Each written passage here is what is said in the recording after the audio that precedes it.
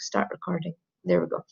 Okay, so why is safety important? So safety is important because you should have your own desire to work in safe environments. Nobody wants to get injured, nobody wants to be harmed, nobody wants to have an accident. And if you take extra precautionary measures, we can try to limit that as much as possible. There can be financial implications associated with safety, so that could be financial implications for the company, financial implications for you.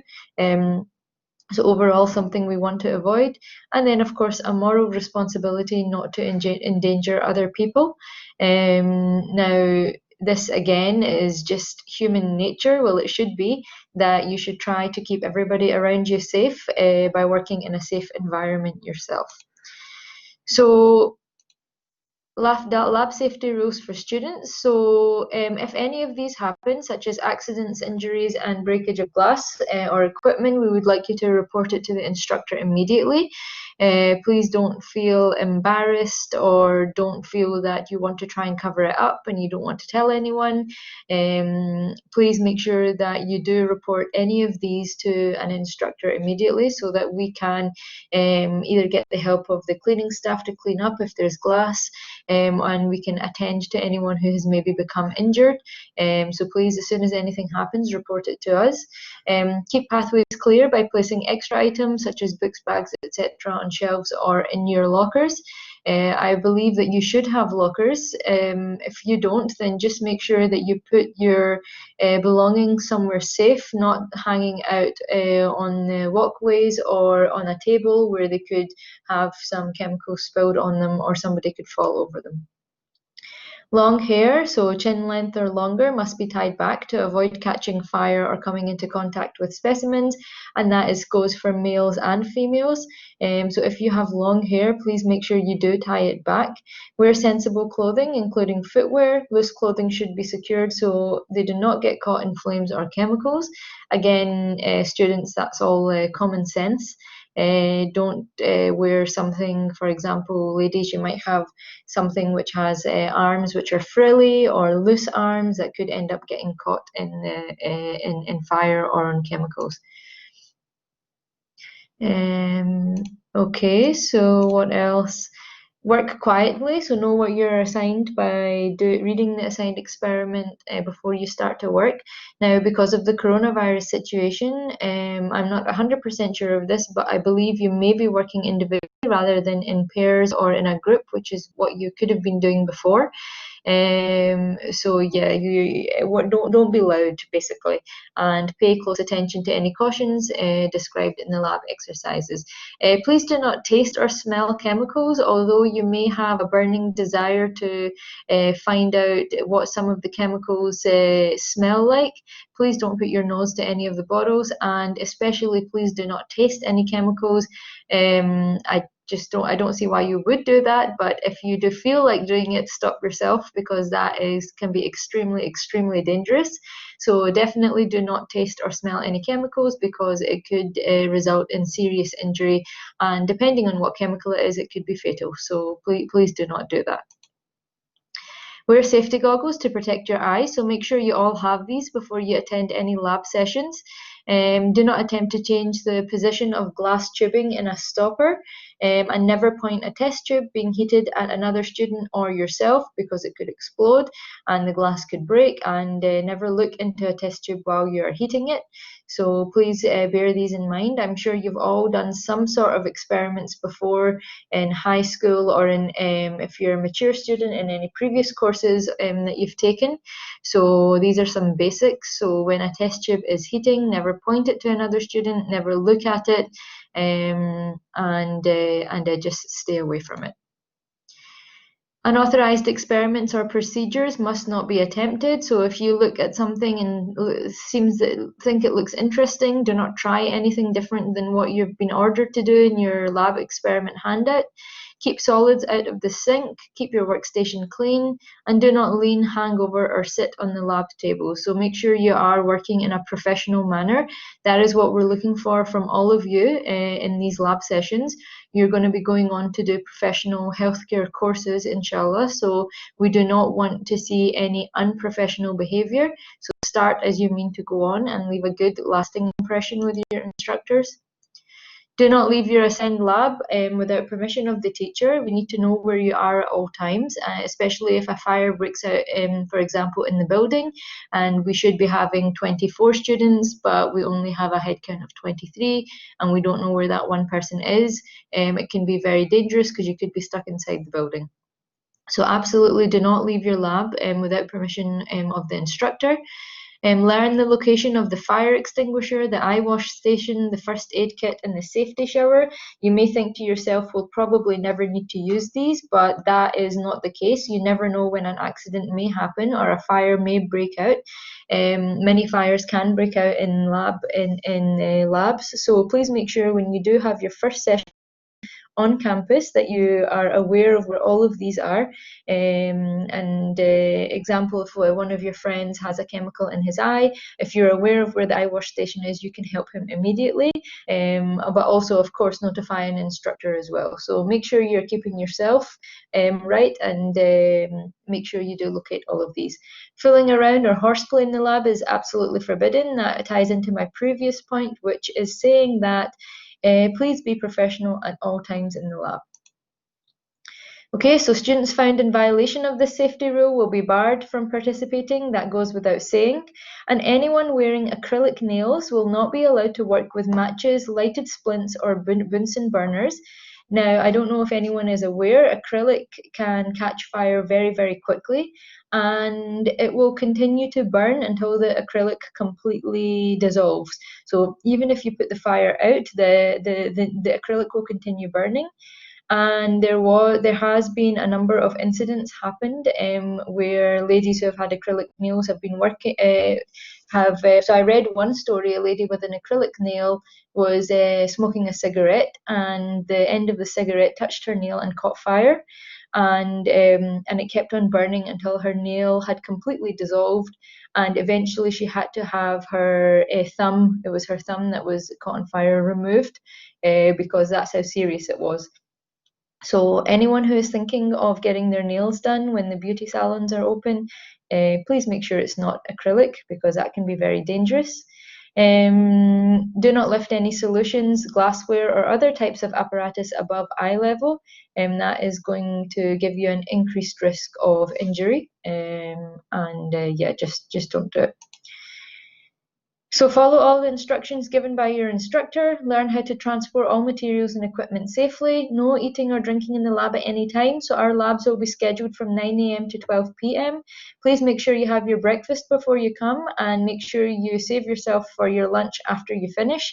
We don't want anybody being hungry in the middle and having a snack. Dispose your gloves, sharps, and other hazardous material in proper waste disposal containers. Don't leave anything like that lying around benches and thinking, oh, I'll put it away later. Dispose of it immediately. The same goes for your masks, for example. Do not leave your masks lying around. Make sure you dispose of them properly as well. So there are some chemicals which have material safety data sheets, and these will be found in the lab.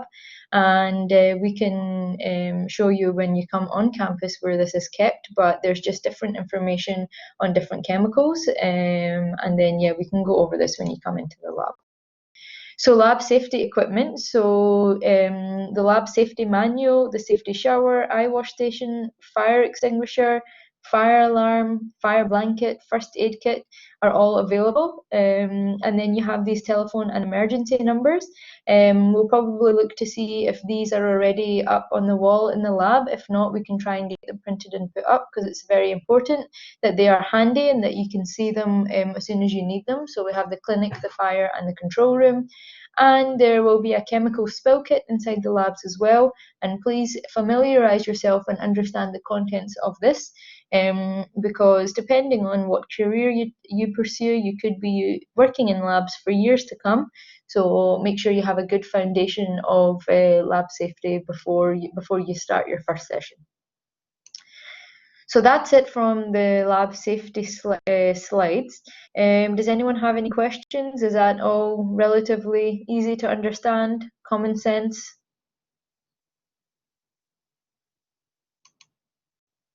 Is everyone still awake? Yes, good. Okay, we have 2 yeses so far. Okay, many more coming. That's good. So Dr. Sound, do you want me to show the video from the human physiology introduction, or do you want to start over by going over the course?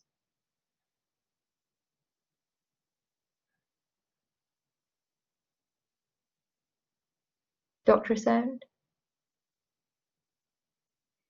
Okay, maybe he is away. So what I will do is I will start off by oh, you're saying you hear. Okay, great. I just want to ask, do you want me to Yeah, do you want me I was to actually play the talking to video? you, but I didn't, yeah, I was talking to you, but I didn't realize that my mic was Oh, muted. okay.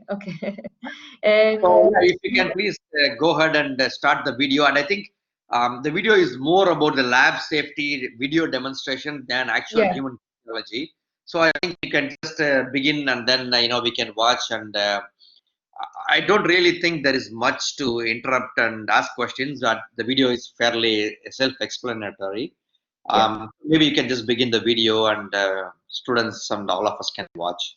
And maybe at Okay. the end of the session, or maybe halfway through, we can stop. And if there is anything important, we can discuss. Okay, sure. So let me share my screen.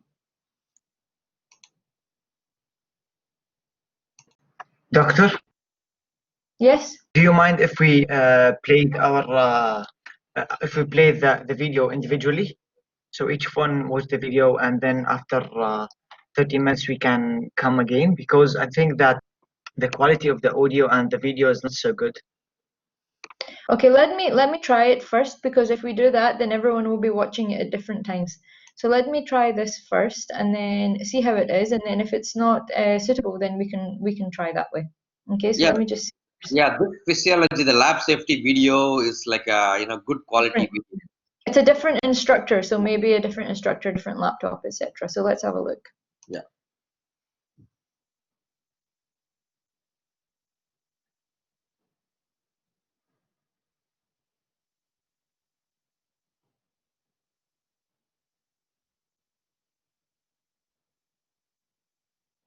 So is that clear? Can everybody hear it properly?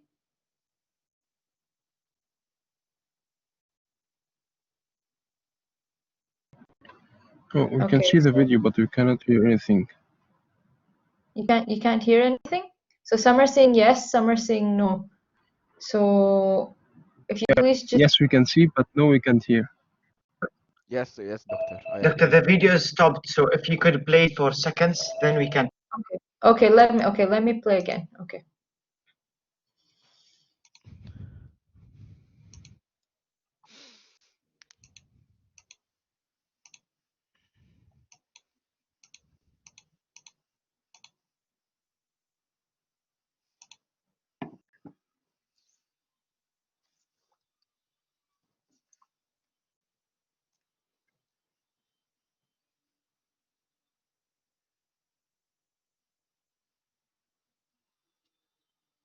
Okay, so can you hear? No, we cannot hear anything, Doctor. No, I think Unfortunately. you stopped the video. You stopped the video, Nas. No, I was playing it. I can hear it. Okay, maybe let me try something else, because it might be because it's just give me 1 second. Sure, sure.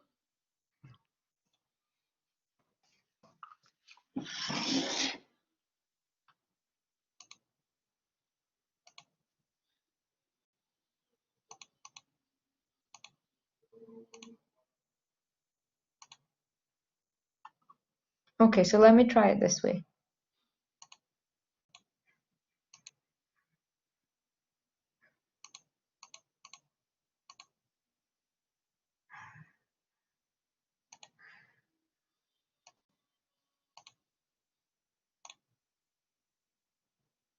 Can you hear it now? No. No? Okay. Sound, is it possible that you Yeah. could play it from Yeah. your end? Yeah. So Because maybe when I we- tried because the last time it worked. So let's see what happens. Yeah. So you said I need to go to BB and play the video and then go and again say share screen, right? So. Good day, ladies. My yeah, I name can is hear that now. Maria, and I will be your primary instructor in physiology. I would like to welcome you all to the physiology section of the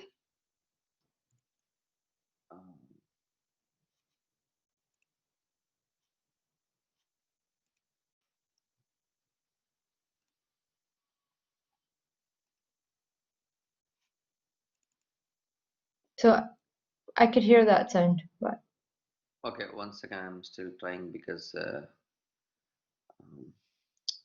need to go some. human structure and function 1. It is very unfortunate that we don't get to see each other during the first days of classes. Nevertheless, we are not losing hope, and I'm looking forward to seeing all of you. So where are the students able to hear? Are you able to hear? Yes. Okay. Okay, then I'll play. Continue. As soon as the condition permits. So again, welcome everyone. Human physiology, as you all know, is the study of the human organs, functions, and activities. And understanding of this is very helpful in a variety of fields, especially in medicine, pharmacy, nutrition, and even in fitness programs. Several body systems will be covered in your lectures, and typically, the lab should have procedures that commensurates with the lectures. However, we have just selected several procedures that will hopefully help for you to understand more your body functions, especially the concept of homeostasis.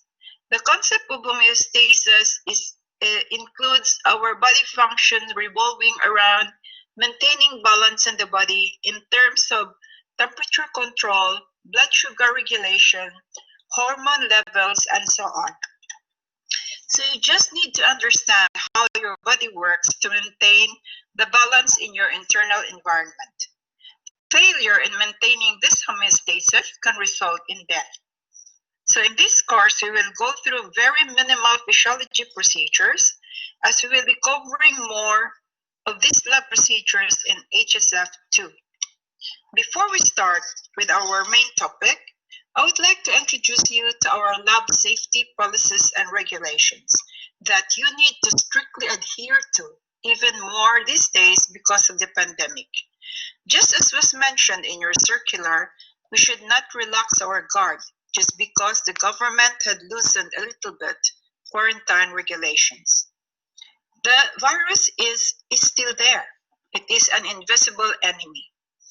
Lately, there is again a surge in the number of positive cases, so I advise everyone to pay attention to proper hand washing, proper use and disposal of used masks, proper use of lab coats, and more importantly, social distancing. We have minimized the number of students that will occupy the lab once we will be on campus, so stay in the lab that you will be assigned to. There will be 2 labs working simultaneously. We have prepared a few clips that will serve as your guide for lab safety. A quick outline of the course. Course schedule is available in the syllabus, and mostly the procedures are parallel to your actual lecture topics. There is a manual called the Quick Guide to Safety in the Lab and is already posted on Blackboard. Please find time to go through it. Lab contract has to be signed by each and every student. Please find time to print it out, sign it, and submit it to Ms. Aisha when you are on campus. Hand washing is essential since the course includes a wet lab, and more so because we need it more these days. Gloving, the proper procedure of donning and removing of gloves have to be followed, and the disposal of these gloves is similarly important.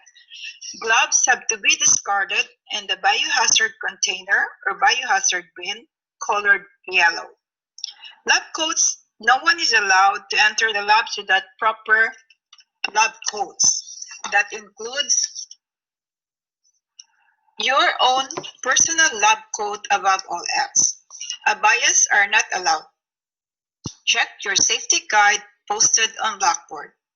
Lab quiz will be given together with anatomy. Lab reports will be online. You are given a week to complete each report. Evaluation criteria will be similar to anatomy. Your human physiology lab course will expose you to lab procedures and experimentations that will help you analyze, understand, and interpret certain concepts or mechanisms of actions that are covered in your lectures related to the core systems or different core systems in your body, including cardiovascular, respiratory, renal, endocrine, reproductive, and so on, all geared towards understanding homeostasis. Lab safety regulations is an essential component of the course. Any violation will be observed and noted by your instructors and your lab technician. Repeated more than 3 times in a semester, it could lead to your being dropped from the course and subsequent notification to the head of the department. Students are expected to assist in maintaining a lab environment that is conducive to learning. To assure all students have the opportunity to gain from time spent in the lab, students are prohibited from engaging in any form of distraction, such as phone ringing or talking. Students may not leave the lab without the permission of the instructor. She will have to check that you have completed your work, your cleanup, and then she has to give you the permission to leave. If it is essential that you leave the lab early, negotiate this with your instructor and not your classmates. Use of mobile phones is strictly prohibited in the laboratory. It is therefore necessary to put it off or keep it in silent or keep it in your locker. For general lab safety rules, please watch the videos that will follow.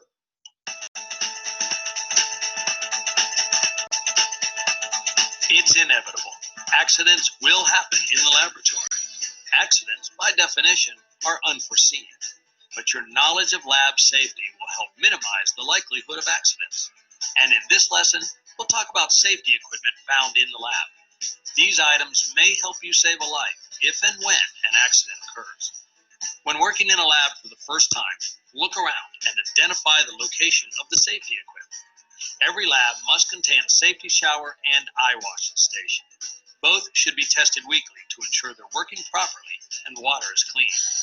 If a chemical or flame exposure has occurred, yell for help and immediately move to the nearest safety shower.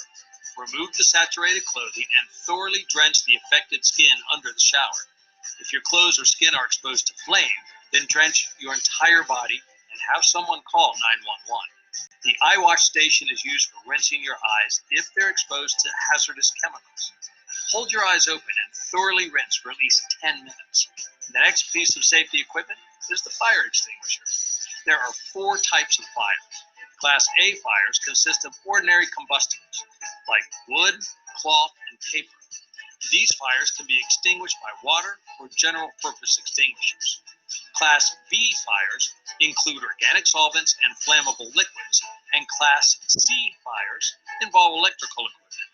Class B and C fires must be smothered with chemical foam extinguishers. Putting water on these fires will only make matters worse. Water will actually cause the fire to spread, and you can even electrocute yourself. Class D fires involve combustible metals, which aren't very common in the lab. That's why most labs contain dry chemical fire extinguishers, which are installed close to the exits. Dry chemical extinguishers are effective against Class A, B, and C fires.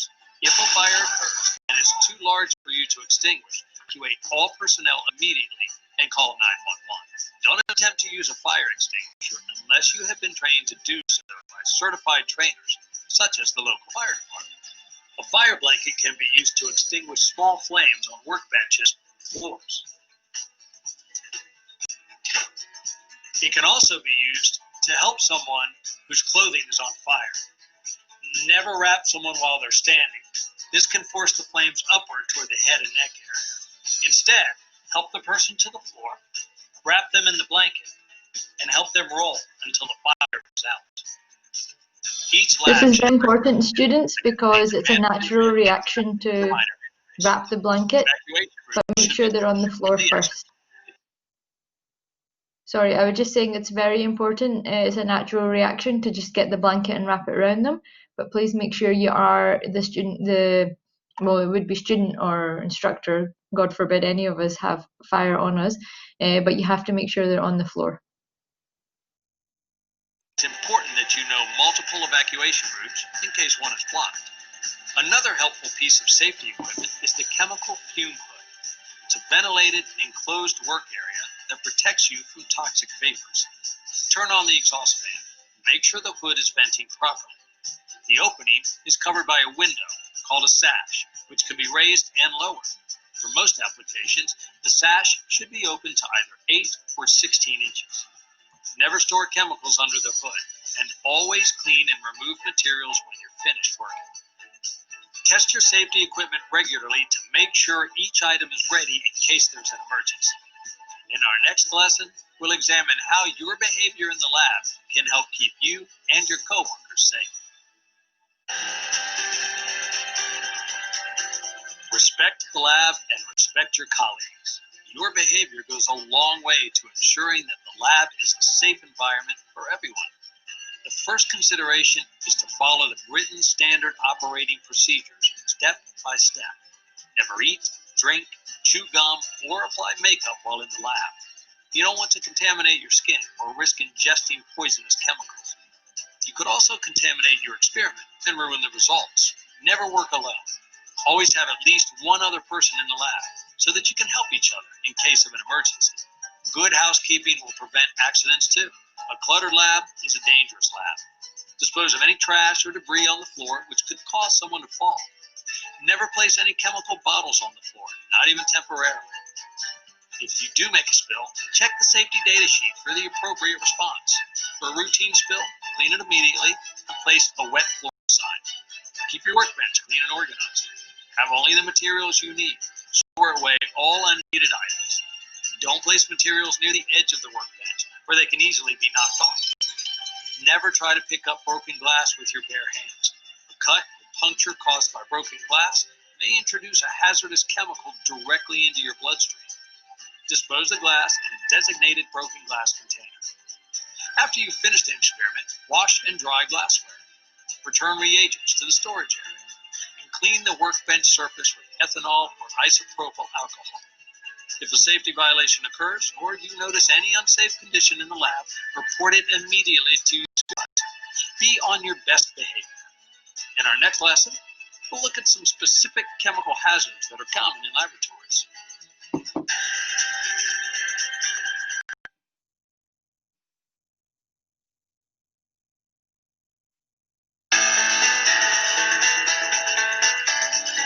Many of the chemicals we use in the lab are potentially dangerous, especially under high heat, pressure, or when they're mixed with other chemicals. There are two main tools that we use to identify chemical hazards: safety data sheets and chemical labels. Every chemical in the lab is required to have a technical document called a safety data sheet, or SDS, usually provided by the manufacturer. These were formerly known as material safety data sheets, or MSDS. The safety data sheet is a one-stop shop to find out about a chemical's properties, hazards, and safety precautions. Know the location of the safety data sheets in your lab and review them before working with a chemical for the first time. GHS is an acronym for the Globally Harmonized System of Classification and Labeling of Chemicals. This new system provides an international standard format for safety data sheets. All SDS must now be organized into 16 sections. Section 1, Identification. Here you'll find the chemical's name, description, and the manufacturer's contact information. 2, Hazard Identification. This section lists signal words, warnings, and safety symbols. 3. Composition, a list of ingredients. 4. First aid measures. What's the required treatment for a person who's been exposed? 5. Firefighting measures. 6. Accidental release measures. These are instructions for containment and cleanup of spills or leaks. 7. Handling and storage requirements. 8. Exposure controls and personal protection. This describes OSHA's exposure limits and recommendations for PPE. 9. Physical and chemical properties, such as appearance, odor, pH, flash point, solubility, and evaporation rate. 10. Stability and reactivity. How to avoid hazardous reactions. 11. Toxicological information. Find out about the likely routes of exposure symptoms as well as short and long-term effects. Sections 12 through 16 aren't mandatory, but you should at least be familiar with them. Ecological, disposal, transport, and regulatory considerations. Section 16 is for any other pertinent information. This is where you'll find the date that the SDS was prepared along with the last known revision. Safety data sheets provide a lot of information about how to use chemicals safely in the lab. But there's also another way to learn about a chemical, and that's by reading its label. The new GHS format requires each chemical in the lab to be labeled with the product name, a signal word such as danger or caution, physical, health and environmental hazard statements, precautionary statements, pictograms, first aid instructions, and the supplier's contact information. Pictograms consist of a symbol on a white background, framed in a red border. Each pictogram represents a specific hazard: health, flammability, toxicity, compressed gases, skin and eye protection, unstable explosives, oxidizers. An oxidizer is a chemical that initiates combustion through the release of oxygen, environmental hazards, and acute toxicity. Now you know how to identify potential chemical hazards by looking at both safety data sheets and chemical labels. In our next lesson, we'll examine some important techniques for handling chemicals safely. Ben Franklin once said, "By failing to prepare, you are preparing to fail." It's vital that you prepare for each lab activity. Before you begin, determine the possible risks, wear the right PPE, and be aware of any protective measures and emergency responses that are pertinent for the chemicals that you'll be working with. When diluting acids or bases, always add the acid or the base to the solvent, such as water, not the other way around. Pouring the solvent into an acid or base can cause a violent reaction, and you may get burned. Never remove chemicals from the lab. Use a break-resistant secondary container to transport chemicals between lab spaces. Chemicals must be handled safely in order to avoid skin, eye, or inhalation exposure. First, let's talk about protecting your eyes. As we mentioned in our lesson about PPE, safety glasses with side shields offer some protection, but they won't help you when working with a potential splash hazard. Splash goggles are more effective at protecting your eyes. Chemical splash goggles should be marked with the code Z87.1. This code indicates compliance with American National Standards Institute. Prescription glasses don't offer adequate eye protection. Wear safety glasses, goggles, or a full face shield over your prescription glasses. Corrosive chemicals will harm you if they splash or come into contact with your skin. A lab coat and gloves will help protect your skin to a degree, but a full-length chemical-resistant lab apron is the best choice when working with splash hazards. If you're working with an especially corrosive chemical, use full arm-length rubber gloves instead of the typical nitrile gloves. Some chemicals in the lab can harm you without even touching you. That's why it's important to be aware of inhalation exposure. Never smell chemicals. Always work with toxic chemicals under a fume hood. And keep containers closed tightly if you're not using them. If a large chemical spill occurs, evacuate, seal off the lab, and notify the authorities. Large spills can produce excessive vapors. They have to be cleaned by qualified personnel. Don't re-enter the lab until your supervisor gives you the all clear. Flammable chemicals require special handling techniques. First, always know the flammability and explosive potential for each chemical you're working with. Keep flammables away from all ignition sources, such as Bunsen burners or hot plates. Store flammable chemicals in a dedicated and grounded storage cabinet. When you're finished working in the lab, properly dispose of chemicals and waste according to federal, state, local, and institutional requirements. Use chemical-resistant plastic or metal containers for waste disposal. Solvent should never be evaporated under a fume hood as a means of disposal. Check with your lab supervisor for the best way to evaporate solvents. Any materials used to clean up a chemical spill, paper towels, are also considered hazardous waste and must also be disposed of accordingly. Preparation is the key to handling chemicals safely in the lab. Know what you're working with, how to handle it, and what to do in case of accidental exposure. In our next lesson, we'll talk about a few other common lab hazards that you need to prepare for. Welcome to our final lesson. We've covered what to wear, PPE, safety equipment, behavior, and chemical safety. But there are a few other general lab hazards we need to address, and they're just as important to know. First is electrical shock. Keep in mind that many pieces of equipment in the lab operate at very high voltages, so keep water and liquids away from it. Never attempt to repair or open any cover while an instrument is plugged in. Routinely inspect your equipment. Check for frayed electrical cords and only use approved extension cables or power switches. The next hazard is burns. Many lab instruments, like the autoclave, operate at high temperatures and can cause burns. Use heat-resistant gloves whenever handling hot materials. If you're using the GCMS, lower the temperature set points before opening the cover. Extremely low temperatures can also damage unprotected skin. Wear insulated gloves when handling dry ice or items stored in the -80-degree freezer. Slips, trips, and falls can cause very serious injuries. Most of the time, these hazards can be avoided. Keep floors and routes of movement through the lab of any obstructions. Never place any materials or instruments on the floor, not even temporarily. Clean up spills immediately and use wet floor signs to warn your colleagues. Be aware of your surroundings. Look out for shelves, tabletops, or any other structures that can cause a head injury if you bump into them. Compressed gas cylinders are under extreme pressure. If they're damaged, the cylinder may be propelled at extremely dangerous speeds. Some gas cylinders, such as hydrogen, are all extremely flammable. Secure gas cylinders with a heavy-duty clamp and strap. The cylinder's head should be sealed with a threaded protective cap whenever it's not in use.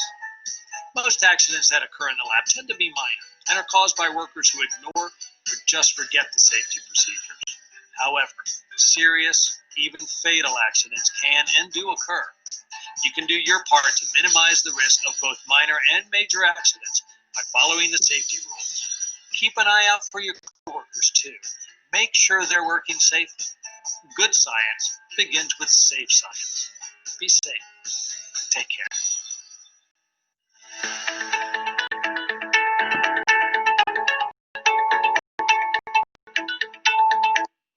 And I guess students, given the current coronavirus pandemic and situation, so it's important for you to pay attention to the steps of proper hand washing.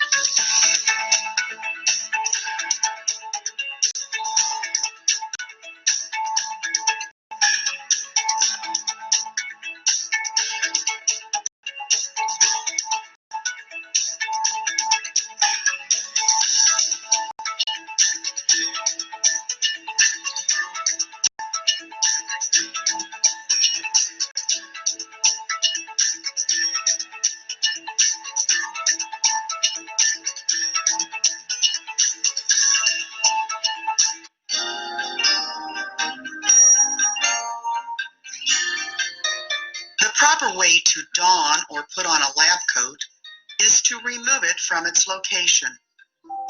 First, insert one arm into the sleeve.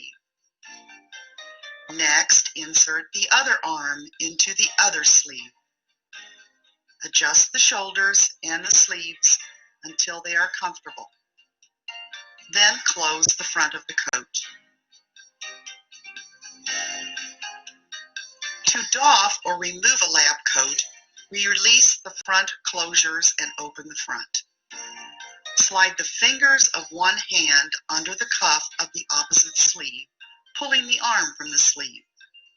Remove the arm completely from the Slide the fingers of the freed hand under the cuff of the remaining sleeve and pull the arm from the sleeve.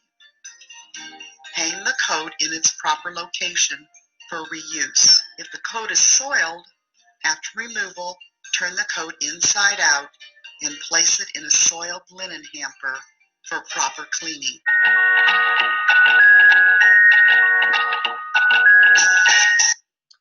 And I guess, again, given this coronavirus issue and given that you will also be wearing masks in the labs from the next couple of weeks, so it's important that you watch this video on how to dispose of the face mask. Like, what if on the outside of the mask there was some contamination with coronavirus, so we don't want to keep spreading it around.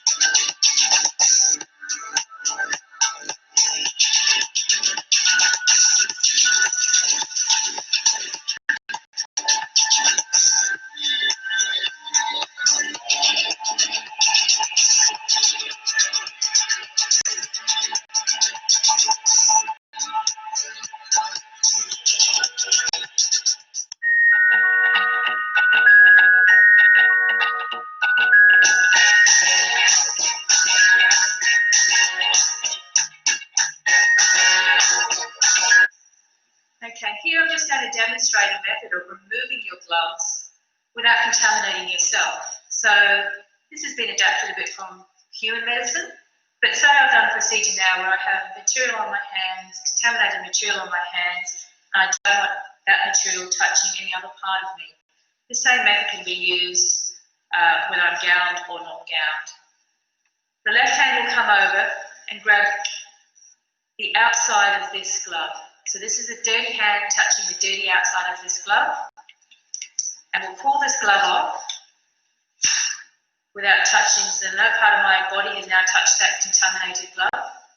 Punch that contaminated glove up inside this hand, and then my fingers will come over and slip underneath the glove edge here, again not touching any part of this contaminated glove, and pull the first glove inside the second glove.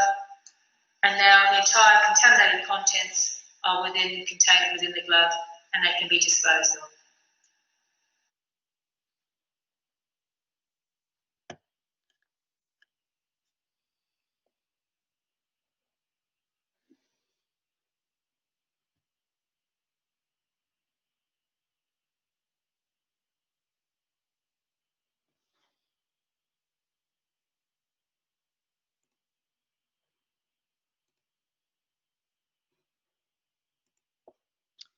Okay, thank you.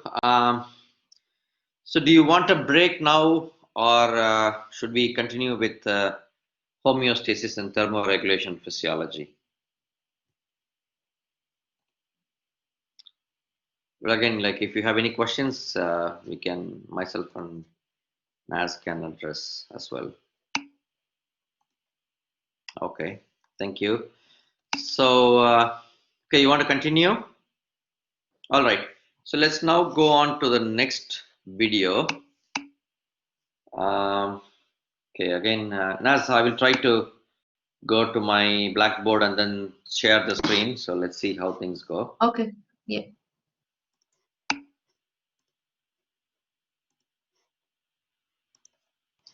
So, sorry, Sen, just to Yeah, go ahead. add, so Rama is asking about attendance. So we really expect all students to attend all lab sessions as soon as they start at 9 o'clock. I mean, I don't know about Dr. Sen, but if you're more than 10 minutes late, it's not really acceptable because you've missed the introduction and then you won't really know what you're doing in the lab. So unless there is, unless you're unwell and you have a medical certificate, etc., we do expect you to be in the lab for 9, and then if a maximum like 5 to 10 minutes late. Dr. Sen, do you have any thoughts on that? No, I think I totally agree with you, Naz, because it's important that students attend the lectures right from the beginning so that they know what we are going to talk about and why we are talking about certain concepts or ideas or information that's given, so how they can relate to the previous slide if they are starting the lecture in the middle of the lecture. So I totally agree with you. And in addition, if other students join in between, they don't understand, if they interrupt, it's also kind of unfair to those that started on time. So please be mindful of these and respect your colleagues as well. So thanks, and so some of the students are discussing. So the attendance for today is automatically taken by Blackboard. So I will be updating it at the end of the session. I can see who logged in at what point. So you don't mark yourselves, as far as I'm aware. I do it. So that will be done at the end of the session. Perfect. Thank you very much, Naz.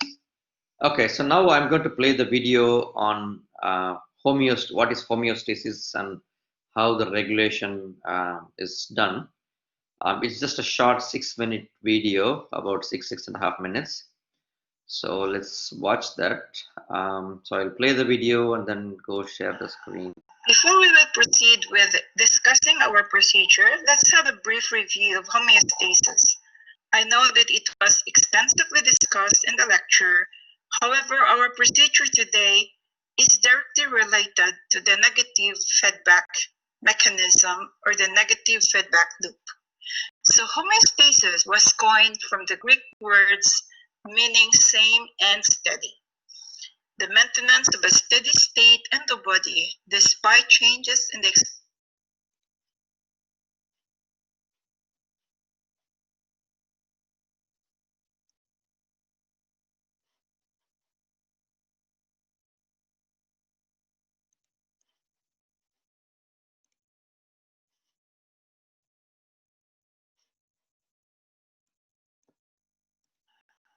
Before we will proceed with discussing our procedure, let's have a brief review of homeostasis. I know that it was extensively discussed in the lecture. However, our procedure today is directly related to the negative feedback mechanism or the negative feedback loop. So homeostasis was coined from the Greek words meaning same and steady.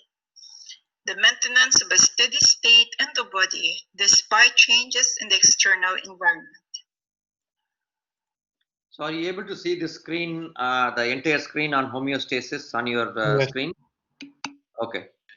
It requires a little bit of adjustment here and there and going back and forth. Okay, I will play this from the beginning. Before we will proceed with discussing our procedure,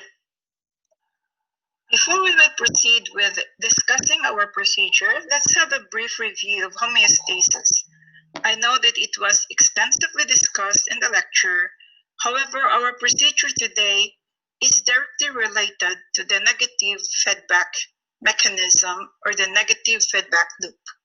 So homeostasis was coined from the Greek words meaning same and steady. The maintenance of a steady state in the body despite changes in the external environment. The change is dynamic. It is never constant.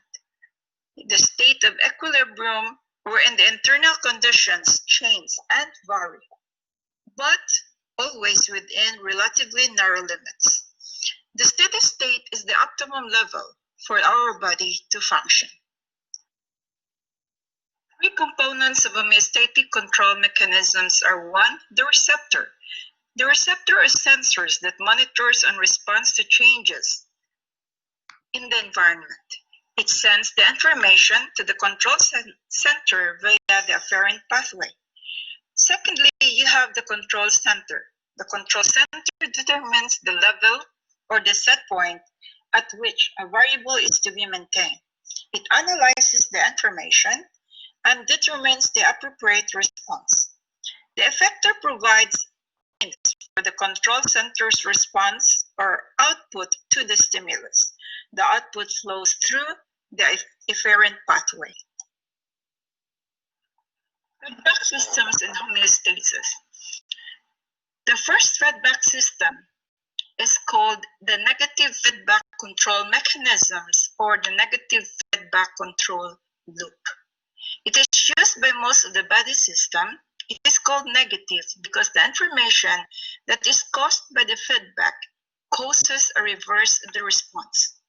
Negative feedback stops the system from overcompensating or going too far. Okay, students, do you understand what we are discussing about negative feedback system? Yeah, it's when we want to stop the response of the body. Can you probably speak a little bit closer to your mic?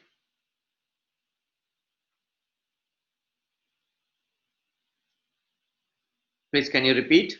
Yeah, it's about when the body wants to stop his.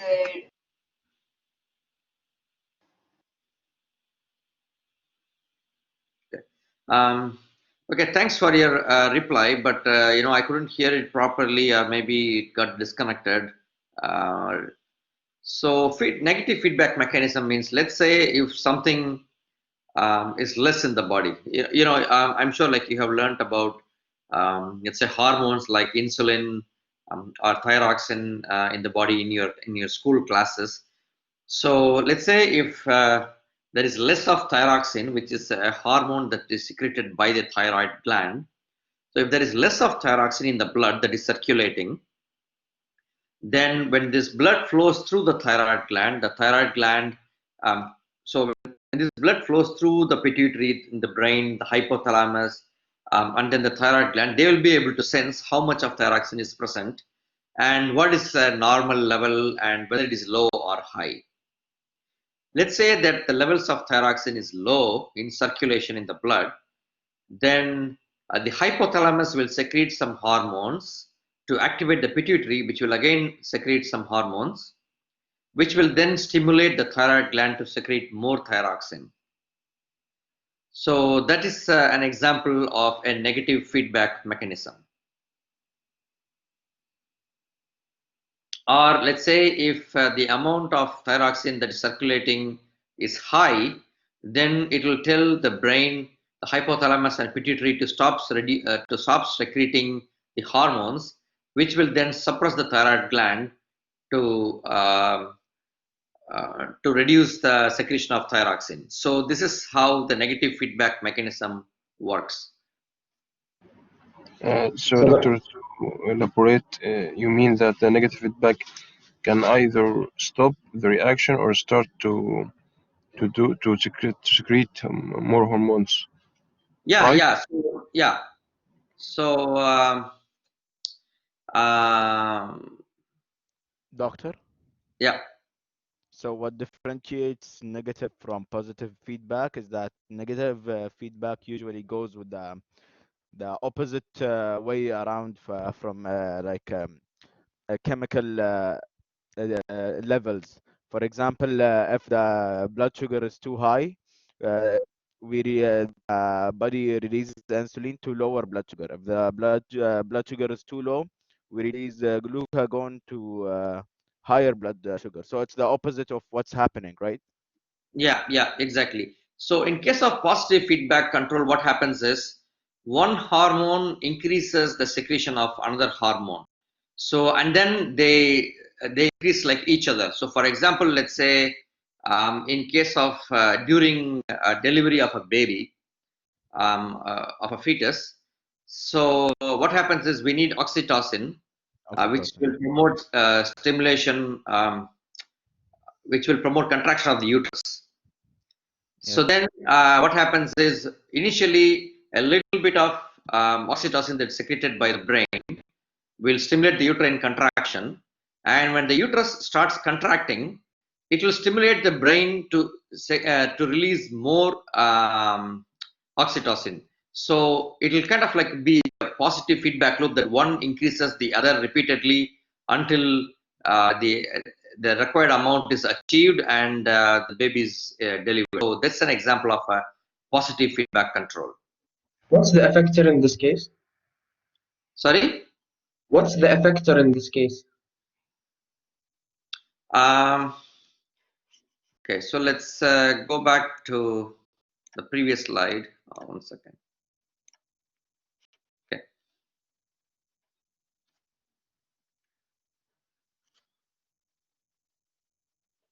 So in this case, let's say the control center would be the brain, which secretes oxytocin, and receptor is on the uterus, and the effector would be the uterus. So the output flows through the efferent pathways. So the contraction of the uterus is the effector. Thank you. Okay. The output flows through the effective feedback control loop. It is used by most of the body system. It is called negative because the information that is caused by the feedback causes a reverse of the response. Negative feedback stops the system from overcompensating or going too far. The second one is the positive feedback control.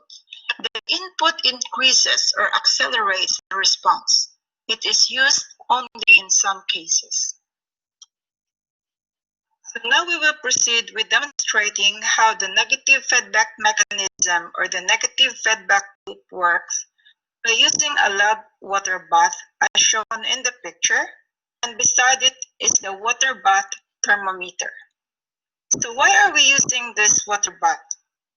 Actually, this water bath is one lab equipment that is made from a container filled with heated water. This equipment has a lot of uses in the lab, apart from our experiment of demonstrating negative feedback. It has a microprocessor that controls the temperature at which the bath is set. And so it is used to incubate samples in water at a constant temperature for over a long period of time. Most of the water baths have digital or an analog interface to allow users to set the desired temperature. It is also used to warm up reagents, melt substrates, or incubate cell cultures. It is also used to enable certain chemical reactions to occur at a very high temperature. So in the normal lab setting, we set the temperature of the constant temperature water bath somewhere between 37 degrees centigrade and 42 degrees centigrade. A green indicator light goes on when the heating element is activated and off when the heating element is inactivated. We measure the temperature for 5 minutes, and after 5 readings, we calculate the average. This average is what we will consider as the set point.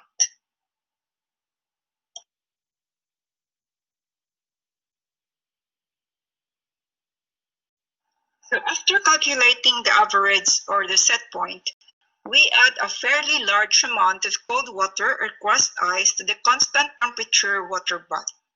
We immediately, after adding crushed ice, measure the temperature once per minute and continue observing until the water temperature returns to the previously established set point. We then record the length of time it took for the temperature to go back. After adding ice, the deviations from the set point are detected by a thermostat, which turns on the heating unit. The sensor had detected a drop in the temperature below the set point, so it goes on in order to heat up the water to a previous set point. On the opposite, if the water is heated to a higher degree above the set point, the sensor will turn off to bring the temperature down to the set point. In other words, the temperature of the water bath does not rise or fall too far from the set point. Comparably, the mechanism of maintaining homeostasis in humans are far more complex than those involved in hot water bath. In humans, the effectors in our body works more efficiently than a thermostat. A thermostat in a water bath can be turned on and off. In humans, it is literally increased or decreased by our activity. You can observe these changes in blood pressure, pulse, or even temperature that changes as the activity changes. Okay, any questions?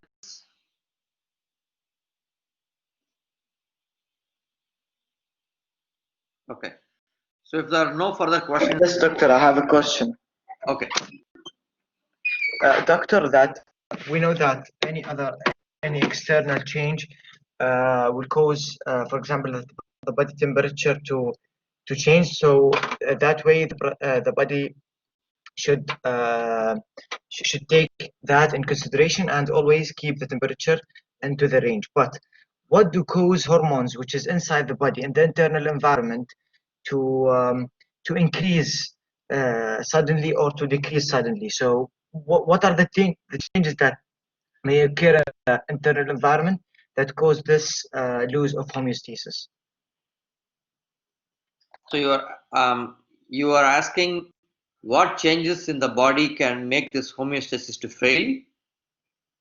No, I'm asking that regarding, for example, the body temperature. The body temperature is affected by the external environment, which causes the temperature of the body to decrease, for example, or to increase due to the outside environment. But hormones, which are inside our body, how do they affect by the how do they increase or decrease? So there's nothing which affect on them, or there is no anything which is causing them to fluctuate. Okay, so you are asking what makes the hormone levels to change, right? Exactly. Okay, so this depends on each hormone. So it depends on the function of the hormone. Let's say, for example, a very simple case of insulin. Okay, so the job of insulin or the function of insulin is to reduce blood glucose levels or glucose levels in the blood in circulation. Okay, so when let's assume to begin with that there is high blood glucose levels. Okay, so now this blood is going to flow through all the organs, all the tissues in the body. Okay, so the pancreas itself and the beta cells of the pancreas itself will receive some of this blood flow, and it has some glucose transporters. I think pancreas has GLUT2. GLUT1 is glucose independent, GLUT4 is in skeletal muscles and liver. So I think pancreas has a receptor transporters called GLUT2. So when this blood with glucose is flowing through all the organs, including the pancreas and to the beta cells, these beta cells will uptake glucose into the cells, and they will be able to measure how much glucose is present, whether it is low or whether it is high. So in this case, it is high. So then this signal that there is a high glucose in the blood will promote the beta cells to release insulin into the bloodstream.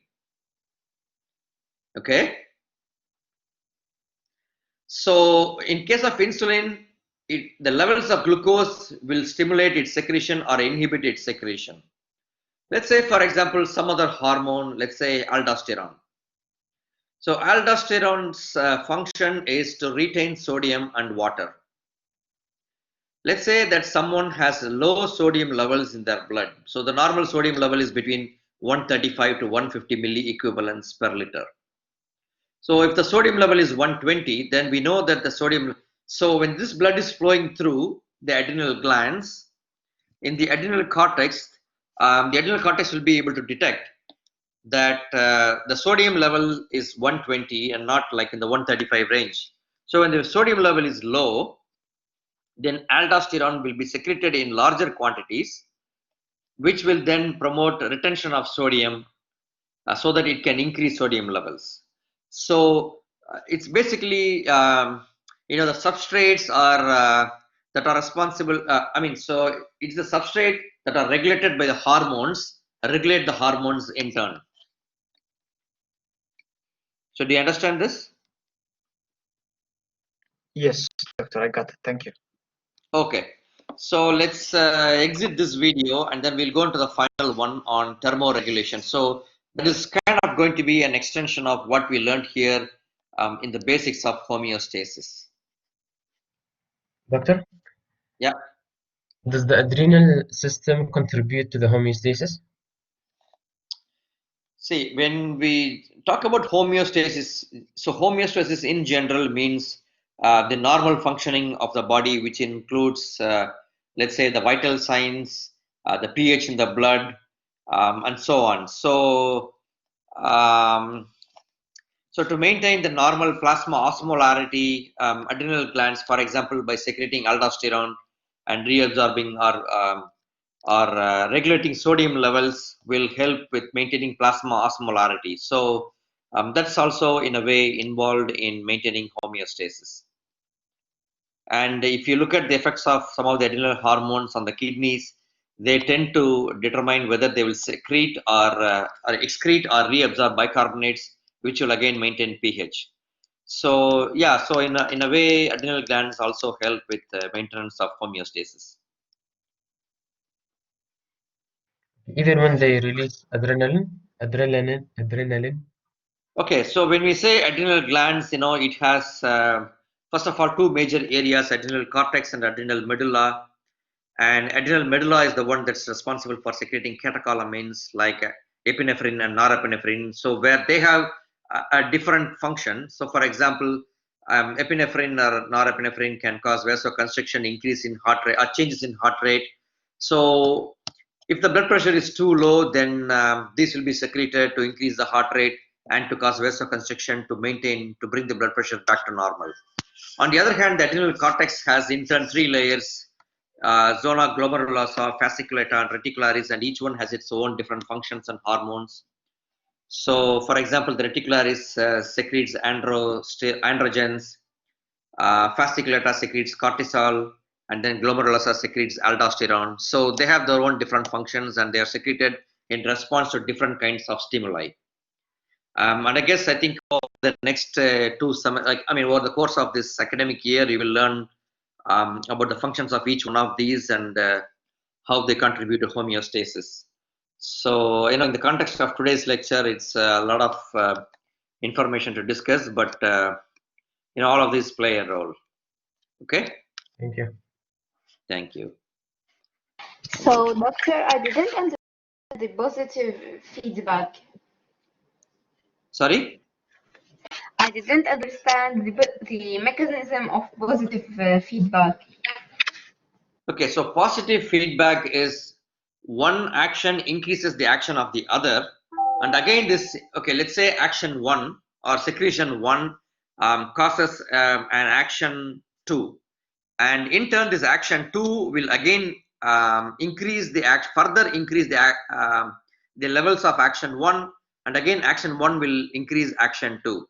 So this positive, one of the classical examples of positive feedback, I think, I know only one, but there are definitely very few because most of Blood clotting, doctor. Huh? Blood clotting. Okay. Yeah, that's a cascade. So yeah, I don't know about that, but I can read. So most of the regulation in the body system happens via negative feedback loop, where when something is high, there is a, let's say, an action that helps to reduce it, and if something is low, then there is an action to increase it. So that's the negative feedback loop. So the effect we see is the opposite to what is happening as a response. But on the other hand, positive feedback loop is the classical example I gave you. So when a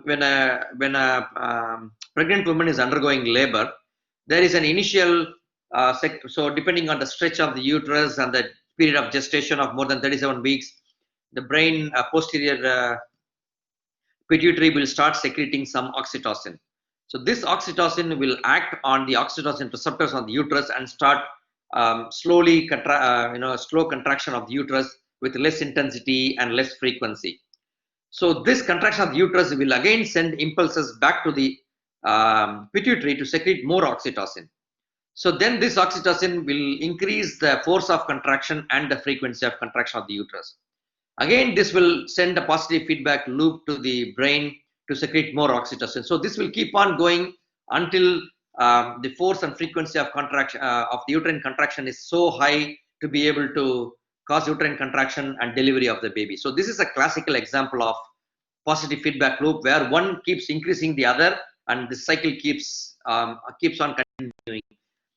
I know like only one example, but there aren't very many examples of positive feedback loop in the human body system. But there are many negative feedback loop systems which we discussed. For example, like insulin, glucagon, thyroxine. Most of these hormones.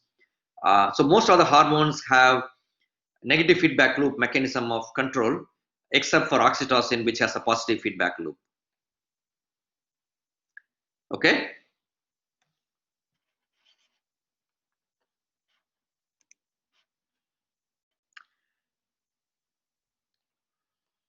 Okay, let's now move on to the final video for today's session. Let me see. Today we'll talk about one aspect of homeostasis, and that is thermoregulation. So are you able to see and hear this video? Yes. Okay, that's good. Then I'll continue. Today we'll talk about one aspect of homeostasis, and that is thermoregulation. So what is thermoregulation? Thermoregulation is the ability of an organism to maintain a core body temperature, which is 37 degrees centigrade or 98 degrees Fahrenheit, within an optimal physiological range. The hypothalamus is the one responsible for regulating body temperature by acting as a thermostat. Thermoregulation is also called heat regulation. For example, in human beings living in a climate of varying temperature, like here in Doha, we are able to maintain our constant body temperature. So when there is a small variation in the internal body temperature, the sensors in the central nervous system sends the message to the hypothalamus, and in response, the hypothalamus sends signals to the various cells, muscles, and other systems in our body to maintain the desired temperature. So the objectives for this topic is definition of temperature and thermoregulation, types of thermoregulation, what influences thermoregulation, behavioral adaptation, acclimatization, and the importance of thermoregulation. Moving on, let's talk about the types of thermoregulation. We might have come across the term cold-blooded and warm-blooded animals. Well, these terminologies are based on the temperature regulation and their adaptation towards balancing the heat gain and heat loss in the body. So they are classified into ectotherm and endotherm. For ectothermic animals, they are commonly called cold-blooded animals. They gain most of their heat from external sources. They produce very less amount of heat to keep their body warm and has a very low metabolic rate. Examples of these animals are the amphibians, the fish, the lizards, and other reptiles. So if they are on cold days, they are trying to go out into the sun in order to warm themselves up. But if the sun is extremely hot, they go into the caves in order to cool themselves down. So on the other hand, endothermic animals, commonly called warm-blooded animals like us humans. They develop most of the heat mainly from their body's metabolism and produce a required amount of heat to keep the body warm. So they have a very high metabolic rate.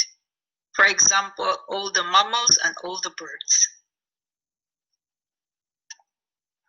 So before we can move deeper into how we can regulate our body temperature, let's learn the basic, since it's a must to learn the normal range to be able to talk about abnormalities. Most often, if we talk about body temperature, a very common concept is when our temperature goes up and we feel warm and feverish, and that's what body temperature is all about. However, it is not, and it is half of the concept, because body temperature is actually the measurement of the body's ability to generate and get rid of heat. Why do we measure our body temperature? Our body temperature is checked in order to detect fever. It is also used to detect abnormally low body temperature, as in hypothermia, in people who have been exposed to cold. Also, it will be used to detect abnormally high temperature or hyperthermia in people who have been exposed to heat. A classic example around are those people who are working under the sweltering heat of the sun in the road or in building constructions, and so on. Another use is to help monitor the effectiveness of a fever-reducing medications. So when you have fever and you took antipyretics in order to bring the temperature down, you have to definitely need to recheck your temperature in order to know if the medicine work or not, or you need further medical management. So I guess, as a pharmacist, this is something that you will be doing constantly during your practice. So whenever you give any medication, you want to check or monitor the response to therapy. So in this case, you give patients paracetamol or ibuprofen. You want to see whether the temperature before and after, or whether the temperature after the medication is less compared to how it was before. So yeah, so that's one of the reasons why you will use or why you will detect body temperature. Also, it will help plan for pregnancy by determining if a woman is ovulating. This can be done by measuring BBT, or basal body temperature. Let's talk about the core temperature. The core temperature is also called the core body temperature, which is the operating temperature of an organism, especially in deep structures of the body, such as the liver, in comparison to temperature of peripheral tissues or surface temperature. The core temperature is the internal temperature of the body, and the surface temperature is the outside of the body temperature, for example, the skin. The core temperature will always stay at 98.6 degrees centigrade, but the surface temperature will fluctuate depending on the external environment. For example, if you are in a cold place, your surface temperature will be cold. If you are in a hot area, your surface temperature will be hot. The only time your core temperature changes is if you are sick or if you have been exposed to a low or a high temperature for an extended period of time. The commonly accepted average core body temperature taken internally is 37 degrees centigrade or 98.6 degrees Fahrenheit. Let's say, for example, when people live in cold countries and maybe they get exposed to cold for a very long time, or maybe let's say when they go out for a walk in snow, they faint and they fall unconscious. So the body will be able to kind of maintain the core body temperature to a certain extent, but then as this slide mentioned, as the previous slide mentioned, so when someone is exposed to a very low temperature for prolonged periods of time, maybe even hours or days, the body's ability, the hypothalamus ability to regulate temperature decreases because of this situation, and so the core body temperature starts decreasing. But then the question is now, how do we know what is the core body temperature? So as you can see, to get an exact measurement of core body temperature, we need to put a thermometer or a probe so when someone is lying down, you put a probe below the liver, and the temperature that you get from that area of the body is the core body temperature. But that's not practically possible. So the patient is already sick, his temperature is low, that means his heart rate, probably his brain function, everything has declined, and we don't want to put surgical incision and try to put a probe just behind the liver to measure the core body temperature. So for practical purposes, what we do is get a rectal temperature. So you put a probe, a thermometer or some electronic probe through the rectum, and the temperature that we get from the rectum is considered as core body temperature for practical purposes. Okay. Now let's talk about the basal body temperature. The basal body temperature is the lowest temperature attained by the body during rest, or usually during sleep. It is measured immediately after awakening and before any physical activity. All temperature measured at that time is somewhat higher than the true basal body temperature. In women, temperature differs at various points in the menstrual cycle, and this can be used for family planning. It is usually a higher reading during ovulation. What is a temperature set point? A temperature set point is the level at which the body attempts to maintain its temperature. There are certain terminologies that are related to temperature, and one of them is normothermia or euthermia. This refers to normal human body temperature. We as well have a word afebrile or apyrexic, meaning without fever. Optimum temperature of an organism. We usually apply this terminology when a person has had fever before. We also have hyperthermia, which occurs when the body produces or absorbs more heat than it can actually dissipate. And we have as well hypothermia, when the body temperature drops below that required for normal metabolism and bodily function. Now, so in simple terms, hypo means less than normal, and hyper means more than normal. So these are the terms, the prefixes that you will see throughout, let's say, physiology or during your pharmacy education. So hypo is low and hyper is high. Let's go to the difference between the first two. Production and yes. What's the difference between the first two?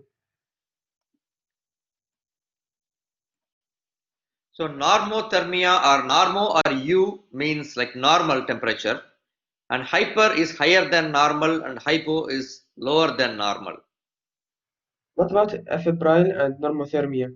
Shouldn't they be the same? Okay, so let me tell you when. So normally in clinical practice, we don't say a patient is in normothermia.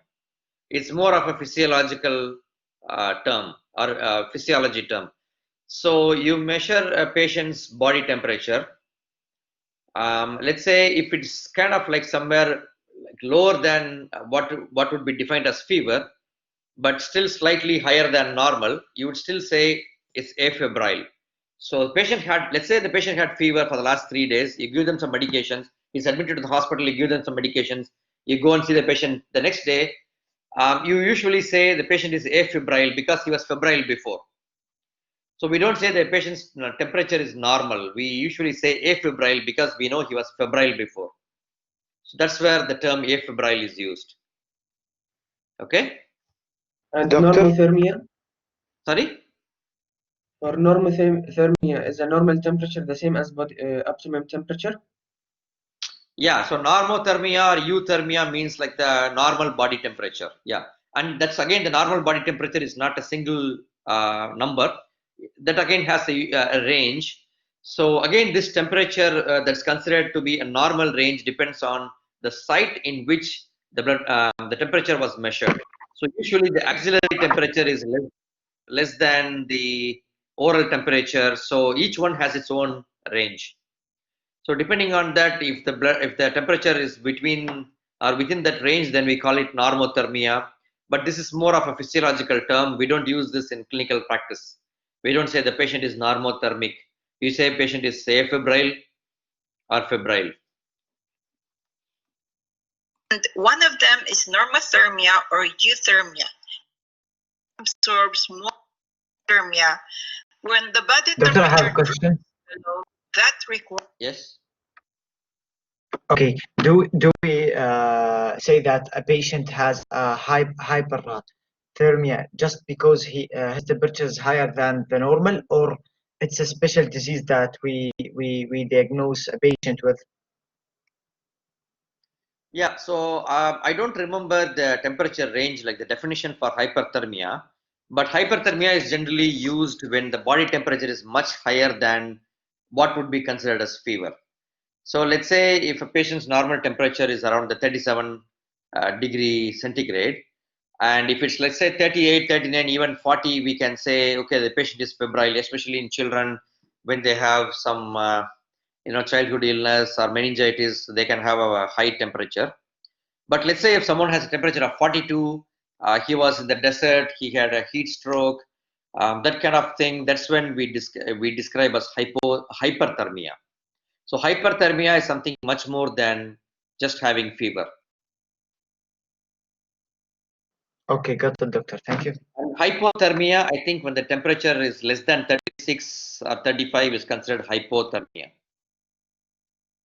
But generally, doctor, most of the cases, patients suffer from higher temperature rather than lower temperature because Yeah. most of the diseases are associated with that. Yeah, yes. Except in in some infections, even in meningitis, some children can even sepsis or meningitis, patients can experience a decrease in temperature. But as you said, most of the infections, most conditions, the temperature will be high. We call it fever. But for hyperthermia, I think the definition is probably 42 degrees. I'll have to check that. Part for normal metabolism and bodily function. Now let's go to the sources of heat production and heat loss. Number one is muscular activity. I guess this is self-explanatory. The more activity we do, the more that we use our muscles to do things, and the more heat we produce. While at rest, the muscles may produce a little, as 25% of the total body heat. But when our muscles contract, heat production is greatly multiplied, owing to the increase in metabolism.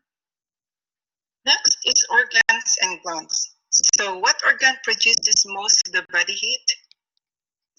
Under basal conditions or at rest, the liver and other abdominal organs produce about 50% of our total body heat.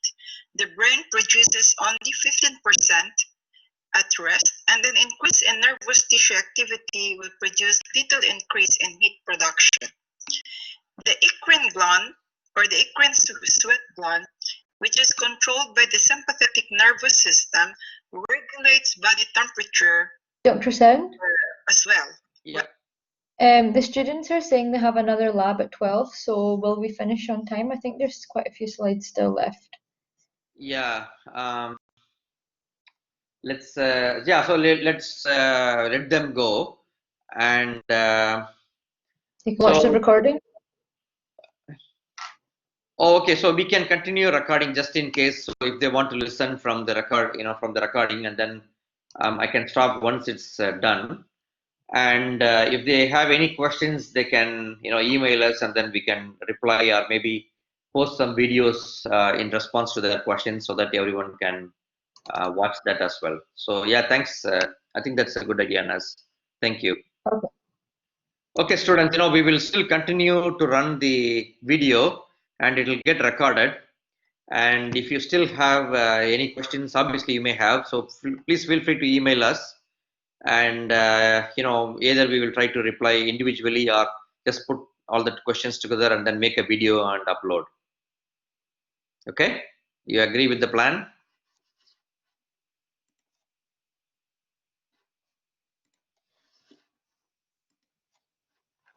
So Aldana's asking, do we have to finish it alone? Yeah, so we'll upload this recording, and then if Dr. Sound wants to clarify anything in the slides, he can do so, and if you have any questions, you can ask later.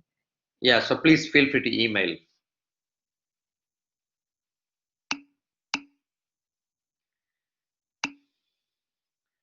Okay, guys, thank you very much for your time, and we will meet you next week. So I'll just go back and run the video. Thank you, Nas. So once it's done, when I just close it, it will automatically record and upload, right? So you have to stop recording, and then it will automatically be uploaded onto Blackboard by itself. Okay, perfect. Yeah, sure. So I'll just continue to run it. Yeah, just continue, yeah. When internal temperature Okay, thank you. rises, for example, the eccrine gland secretes water to the skin surface where heat is removed by evaporation. Our thyroid gland, it produces hormones that are able to influence how much the blood vessels dilate. In turn, this will affect how much heat can escape from our body to the environment. The next one is oxidation of food. The ingestion of food, for example, stimulates digestion and processing of carbohydrates, proteins, and fats.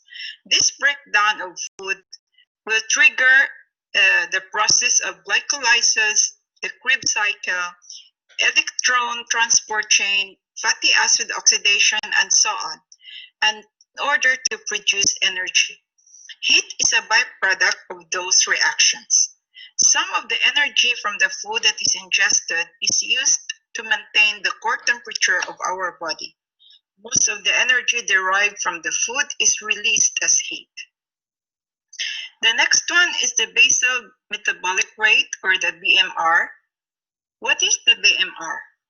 The BMR is described as the amount of daily energy expended by humans at rest in a neutrally temperate environment. It measures how much energy the body needs for normal, basic daily activity. About 70% of all daily energy expenditure comes from basic functions of the organs and the body. Another 20% comes from physical activity, and the remaining percentage is necessary for body temperature regulation or temperature control. The rate will be higher though if a person is more active or has more lean body mass. As you age, the basal metabolic rate generally decreases as the percentage of less lean muscle decreases. The next one is postural changes. It underwent so many studies regarding postural changes as an influencing factor in heat production. They found out that when at rest or in supine position, the temperature is lower than when a person is in upright position. Environment plays a role as well in heat production, because when we go and expose ourselves to the sun, our body gets heated and the temperature goes up. Heat loss. When the environment is not thermoneutral, for example, the body uses four mechanisms usually of heat exchange to maintain homeostasis. These four mechanisms are conduction, convection, radiation, and evaporation. Each of these mechanisms relies on the property of heat to flow from a higher concentration to a lower concentration. Therefore, each of the mechanisms of heat exchange varies in rate according to the temperature and condition. The first one is, for example, evaporation. What is evaporation? Evaporation is the transfer of heat by way of water to the air. Sweating or perspiring is the primary means of cooling the body during exercise. Whereas at rest, about 20% of the heat is lost by the body occurring through evaporation. However, the rate at which evaporation occurs depends on relative humidity, meaning how humid is the air around you. More sweat evaporates in lower humidity environment, but if the humidity of the air around you is high, then even if you are sweating, you will still feel very hot and uncomfortable because the air around you is much hotter than your body temperature itself. The next one is a conduction. Conduction is the transfer of heat by two objects that are in direct contact with one another. For example, when your skin comes in contact with a cold or warm object. When holding a glass of ice water, the heat from your skin, for example, warm the glass and in turn melt the ice. Alternatively, on a cold day, you might warm up by wrapping your cold hands around a hot mug of coffee. Only about 3% of the body's heat is lost through conduction. Whenever we have fever, for example, we usually apply cold compress on our forehead for the same principle, the transfer of heat. Next one is convection. Convection is the transfer of heat to the air surrounding the skin. This can happen when you expose yourself to an air conditioner, an electric fan, or simply by fanning yourself. Changes in body posture and minute ventilation may affect convective heat loss, and the amount of heat lost by convection will depend on the skin surface area, the amount of air velocity, and the temperature difference between the air and the skin surface. Convection can also occur in water. So when the temperature is lower than your body's temperature, the body will lose heat by transferring the heat to the water. About 15% of the body's heat is lost through convection. At home or in a hospital setting, when the temperature is extremely high, one of the methods that we employ or use is giving a tepid bath. The tepid bath's temperature is lukewarm, very close to our normal body temperature. We should avoid giving a cold bath, a cold sponge, or anything that can trigger chilling or shivers, as this can increase the body temperature more. The next one is radiation. Radiation is the transfer of heat via an infrared waves. So a radiator, for example, can warm a room via a radiant heat. On a sunny day, the radiation from the sun can warm up the skin. The same principle works from the body to the environment.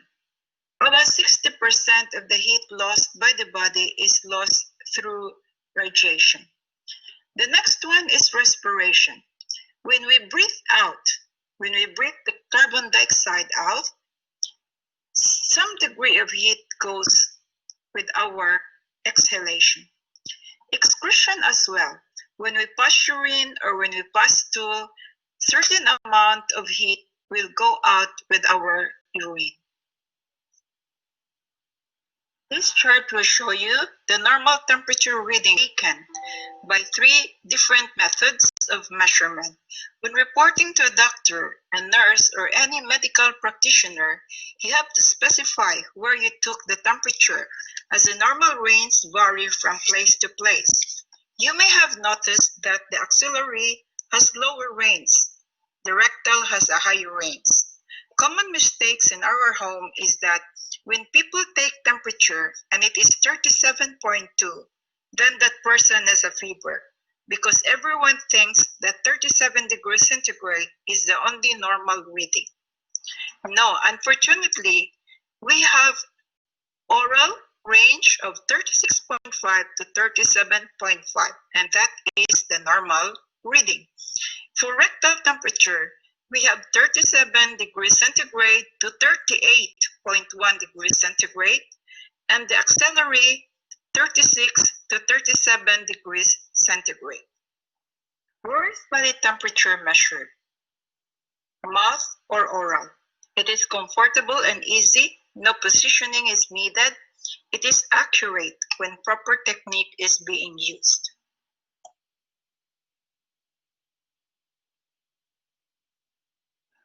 Temperature acceleration. This is safe, but often inaccurate because the patient has to be held still and it must be positioned properly. It is not even recommended for young children.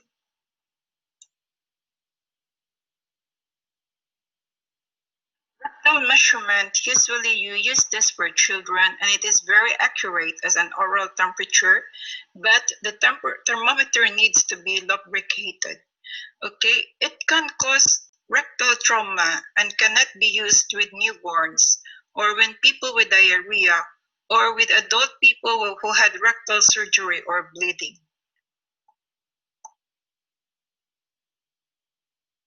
Measurement through the ears or the tympanic membrane measurement is an easy site to use with accurate temperature reading. It has a rapid measurement within 2 to 5 seconds, and it uses disposable single-use probe, so it is very hygienic. It has no interference with breathing, and little patient positioning is needed. It is not affected by food, drink, or smoking.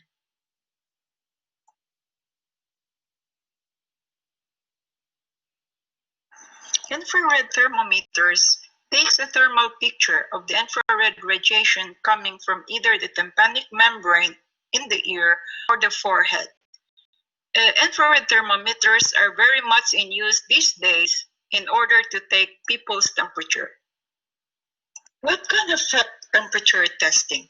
Inaccurate temperature readings can be caused by not keeping the mouth closed around the thermometer when taking an oral temperature, not leaving a thermometer in place long enough before reading it, not putting the proper thermometer in the right place, not following the instructions for proper use, a weak or dead battery, taking an oral temperature within 20 minutes after smoking or drinking a hot or cold liquid, taking a temperature by any method within an hour of exercising vigorously or taking a hot bath.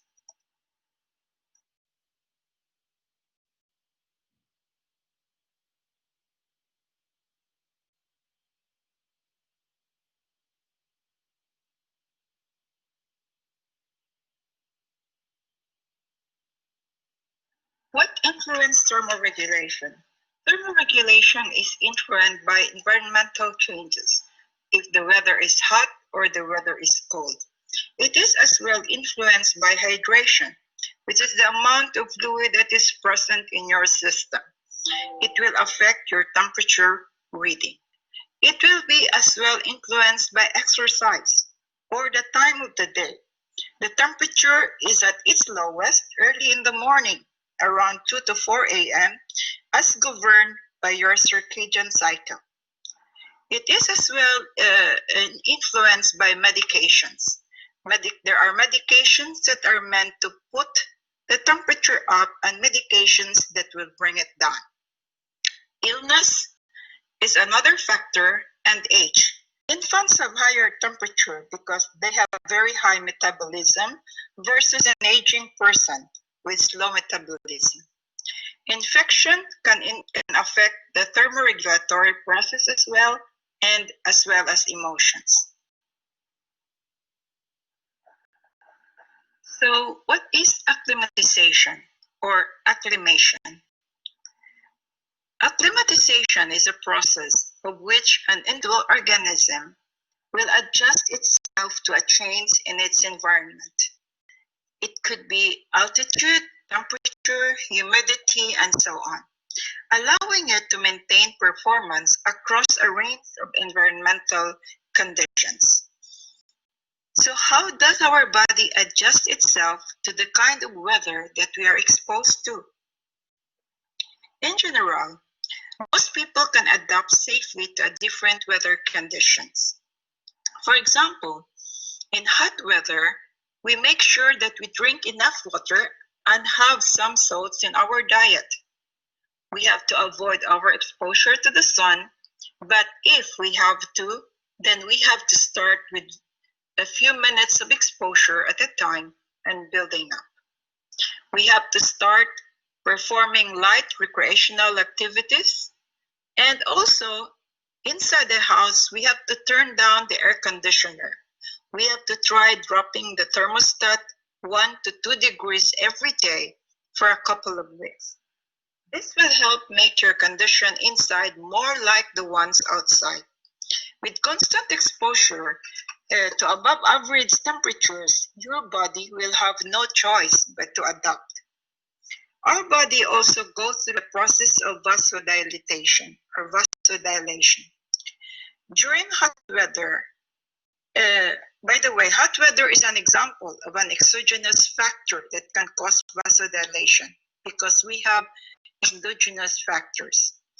When temperatures are hot, our blood pressure decreases and more blood goes towards the skin, and this allows body heat to be released into the atmosphere more easily.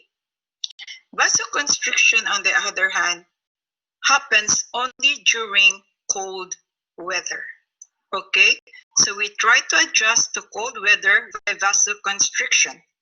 The blood vessel narrows down, raising the blood pressure up, and so that less heat will escape.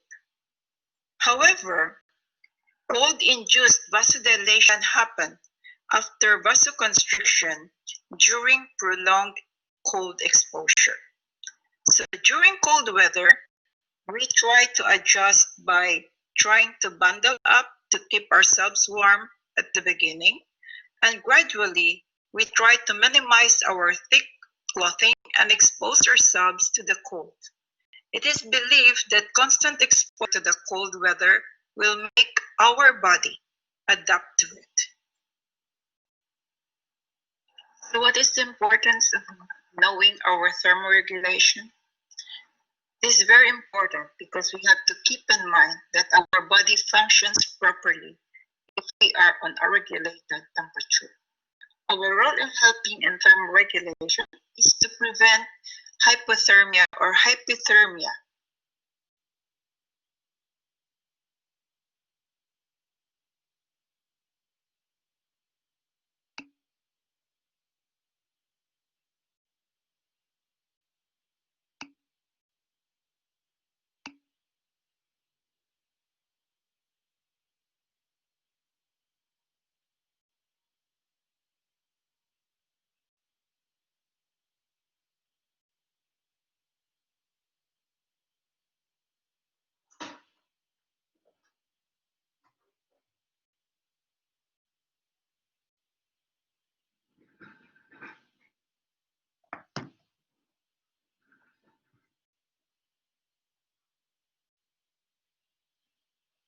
Today we'll talk about one aspect